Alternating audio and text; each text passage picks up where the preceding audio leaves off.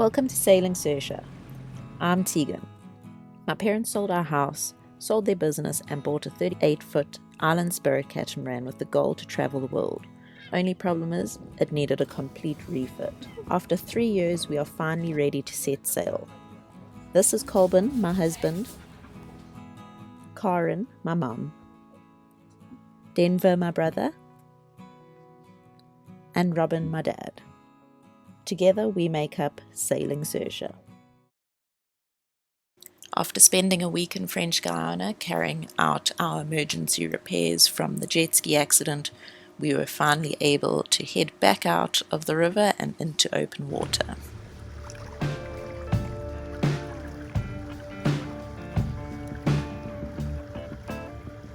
Going out of the river, and we have to keep a good eye out for fishing nets. We see lots of little canoe type boats, the pirogues, putting out nets. Denver's out front, Colbin's on the other side. Keeping an eye out for buoys.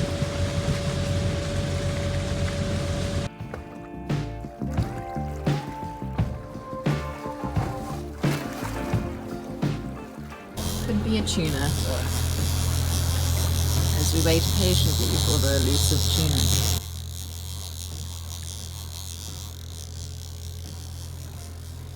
It's a yellowfin. No ways, it's a yellowfin. It's a tiny little... Yes. You want some sushi, baby? So he's hooked badly in the gills. No, look at it. I don't know, this is the smallest yellowfin I've ever seen in my life. Okay, finally. Yes. After Colbin hooked the baby tuna this morning, and it was hooked so badly that we couldn't release him, we made a little bit of sushi for dinner, so he didn't go to waste.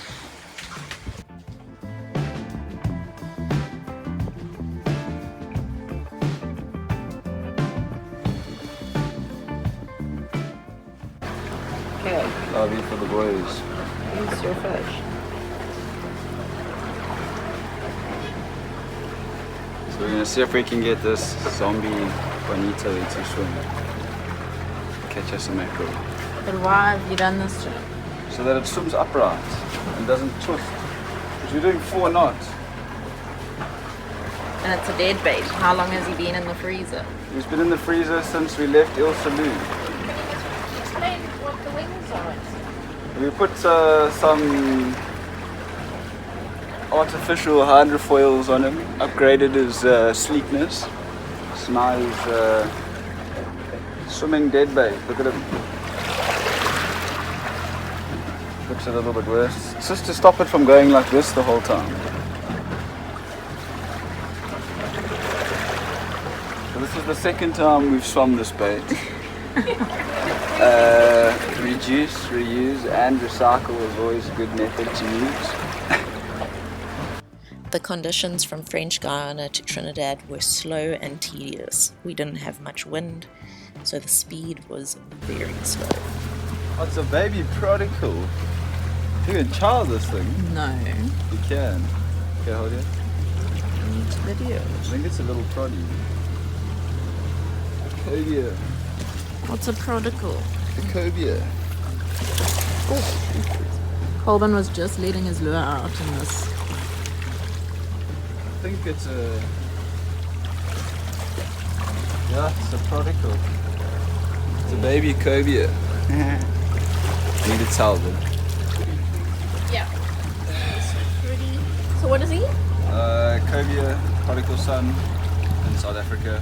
Very small. They actually get a lot bigger than this. These things, they travel with big sharks, rays, whales. Got a photo. Okay, done. There's Mikey.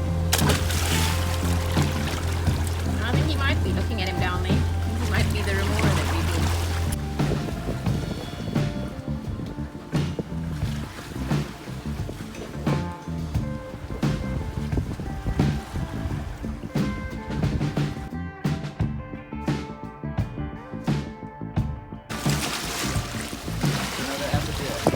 did. No ways. It's another amberjack. Is it? Yeah, medium bigger though, that's black. Keeping him? Is he too little? He's a baby. At this rate, we could not get any fish. Okay, so what do we... Oh, no, it's boxing. Okay. We'll get one size up from this guy we're keeping. Suddenly, after passing a big floating object in the water, both the reels started screaming.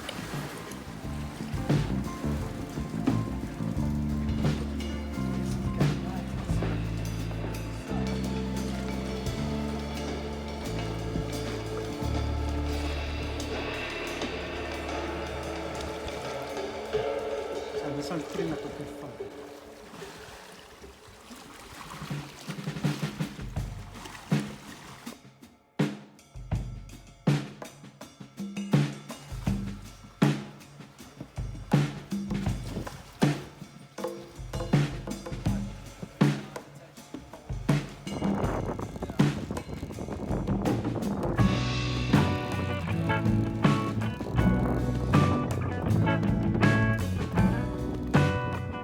It is really important to try and gaff the fish as close to the head as possible, otherwise it can get a little bit dangerous when it starts flapping around on the deck. Colbin's still trying to learn this method, but we're getting there slowly.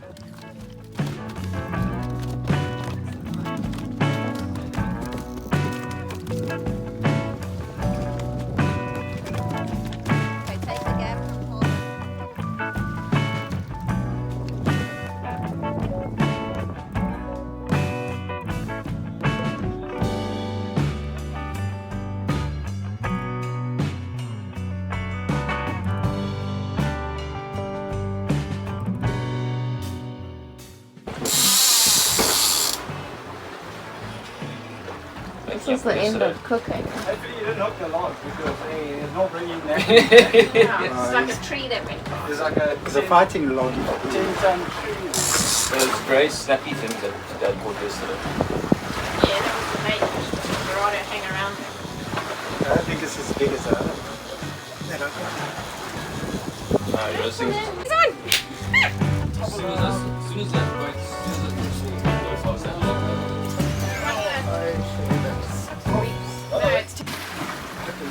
That one just started peeling line. It didn't feel like a big one when I... Maybe something big took the little one because it just started screaming.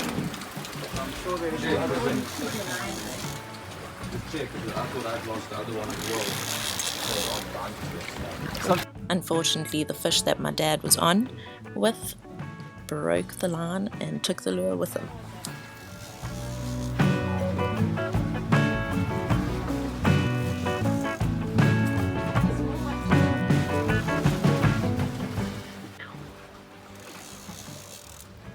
Does that feel big? Nah, not as big as the other one.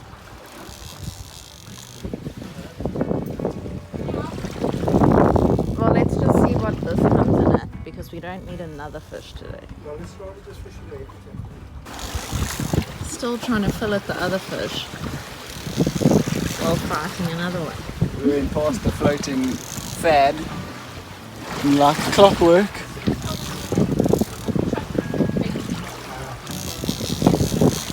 Anything floating, Dorado are like, they're like magnets.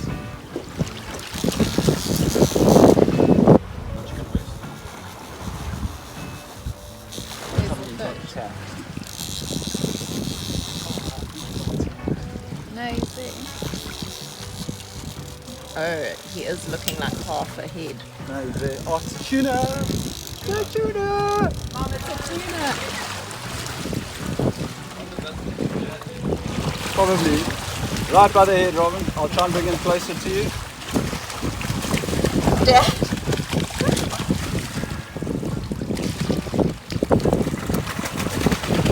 What a nice tuna for the boys.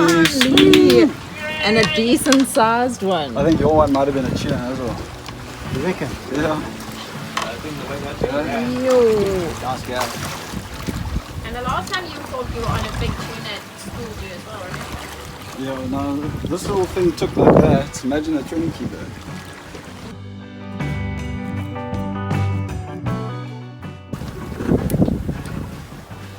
It's madness out here today.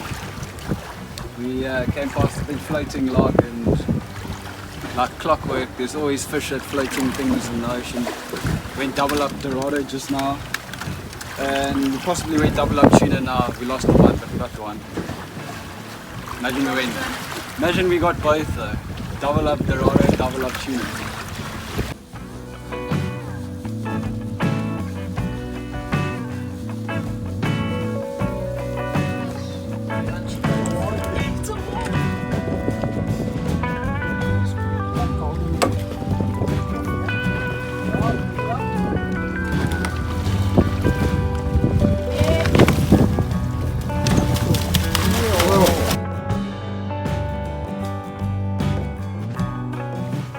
The passage felt long and tedious, even with the amount of fish that we were hauling out.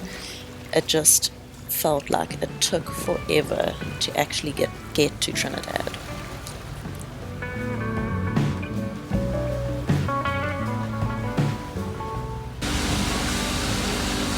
Are you ready to get there? Ready to get there. I was ready to get there 4 days ago. It's alright. We've got the rod out. The last ditch efforts. Another fish. For redemption. What made the trip even more tedious was the fact that our autopilot wasn't working, so it was a lot of hand steering in very calm conditions. That's fine. When we finally got into the Bay of Chaguaramas, we tried to anchor and the starboard engine cut out. We found that it was the water fuel separator, and luckily we had a spare one on hand, so we could just quickly change that over and get it up and running again, because we were drifting amongst a very, very condensed anchorage. Definitely getting lighter suddenly. This could have possibly been the longest night ever.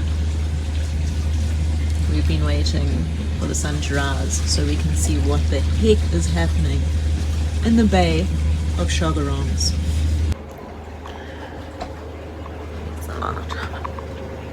When we came in last night, what time did we come in?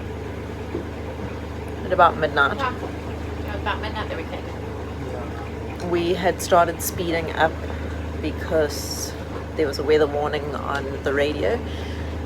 So we thought that we would rather get to the bay earlier rather than later, because the storms were supposedly coming. And then when we got to the anchorage, there was just no space. And then we found a tiny little spot. We tried to anchor 3 times and it just...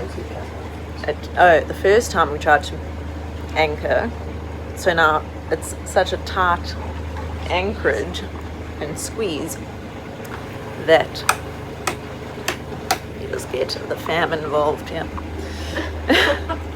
That, yeah, snacks. So in the middle of trying to anchor the first time, in the middle of 3,000 million boats, while huge ships were coming out of the middle of nowhere. I don't even know where they... No, and then just coming up sideways, and not even forwards or backwards, they were just sideways and faced with bow thrusters and all sorts. And the starboard engine cut out. So then it was panic stations. It wasn't just...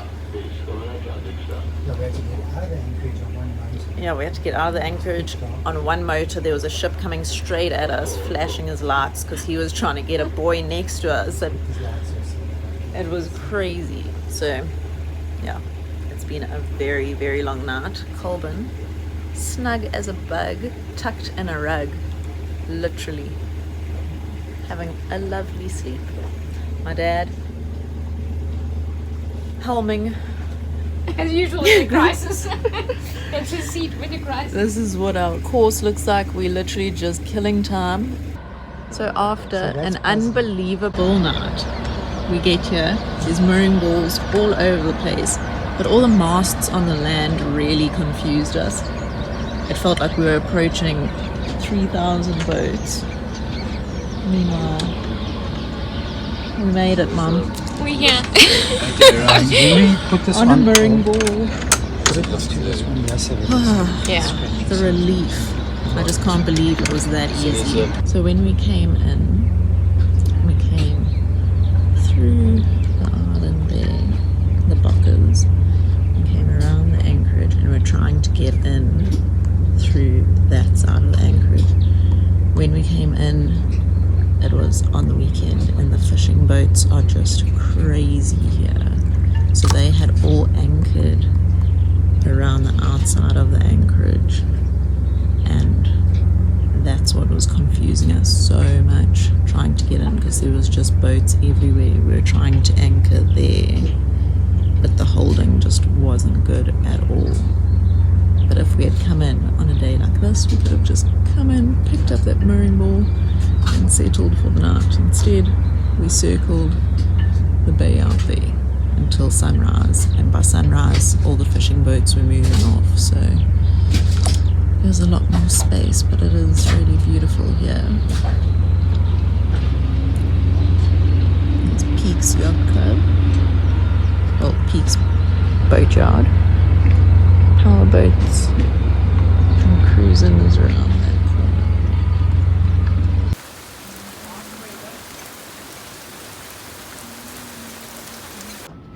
Our first official day in Trinidad, and we are doing the big spread with bacon and bread and eggs. The boys are putting the duck in the water, and these two are just being them. Waiting to go and land and walk.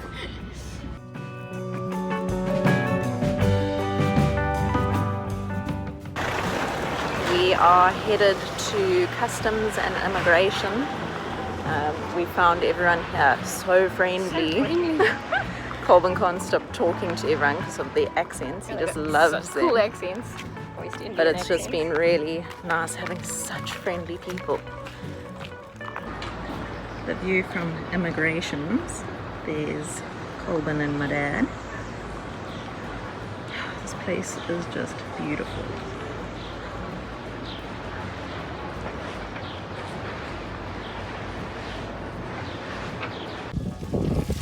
We've got a chicken on the bra.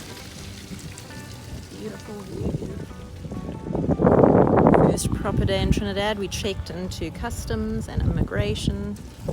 It's a good day.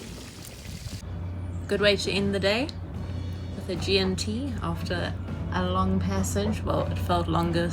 I think it probably felt the longest out of all of them. It was just a very exhausting passage, so we definitely deserve a few rounds of alcohol tonight. Thank you for watching with us. If you enjoyed our video, please give it a like, and if you want to watch more, please subscribe.